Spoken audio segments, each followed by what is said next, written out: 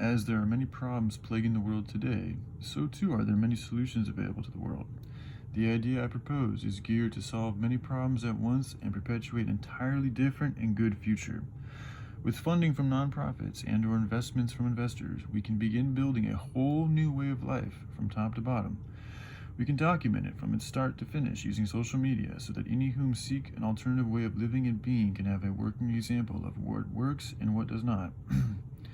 There are a few large social media platforms whom I have been keeping an eye on for some time, and I know one in particular that said that they are willing to help channels grow, and so when the time is right, I will send this platform and other large platforms that I think would be supportive of this message and ask them to help spread the word.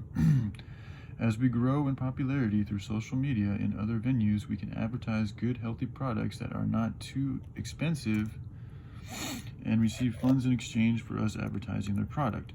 We can also build/create our own good and healthy products and offer them to the people at inexpensive rates and/or other means of good exchange. Mind also the fact that all we choose to do with ourselves throughout the day has an impact on us and our environment. It has a physical impact and a metaphysical impact. And so my point is, even if upon our first trial experiment to see what works, it ends up not working or to be mostly unsuccessful, but because the intent was good and pure from the beginning, and the only way to learn is to do/make an attempt, then karmatically we will have perpetuated a lot of good energy. And so even if we don't accomplish a completely self-sustainable village/team on our first attempt, it is not a failure, as any effort and energy put into creating a more autonomous reality for all of life is good works being done, and it is also something seen by those above and those below. One can't make an omelet without breaking a few eggs. So I've spent some good time pondering how to ensure we all stay on the same or similar energetic frequency and way of doing things.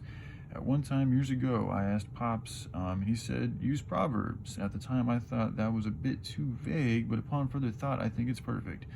When I think of what Jesus would do, this helps motivate me to do more and be better, and Proverbs is a very powerful section of the Bible, and so I think it is a great tool for us to utilize, and in addition to that, we can have some basic non-negotiable rules and regulations like no murder, no rape, no theft, no exploitation of others or the earth or any life form, no insults or slander, no lying or deceit, no hurting others or oneself. Another aspect of this movement which I have spent good time thinking about is how to go about the use of herbs and drugs. This is an area where I have a lot of experience, and after 20 years of XP, I have come to the conclusion that I enjoy life more and am more able and willing to help out and be a part of community when I practice discipline and use these herbs minimally as possible. The more I focus on who I love and what I love to do, the less drive I have to get high, and the more I get done, and the more overall love I am able to spread to the world and the people in my life. And so I think that allowing anyone to abuse these herbs and use them in large frequent quantities, that's the wrong word, is enabling them and is not helping them. And so if one wants to be a part of our group, one would need to use the herbs in a disciplined manner for the overall well-being of the individual and the community. When people do things like this, sin, they are opening themselves up to evilness, and that evil can then come into our area from allowance given into it by the one whom is abusing drugs. So not only does one's heavy use hurt oneself, but it also hurts the overall community. And so after much inner discussion and experimentation within myself, this is the conclusion I have reached, that there must be discipline, and also that we can build a rehabilitation center and we can offer work-based healing programs to help people cut back and eventually completely get off these heavy substances that are also used in a heavy manner.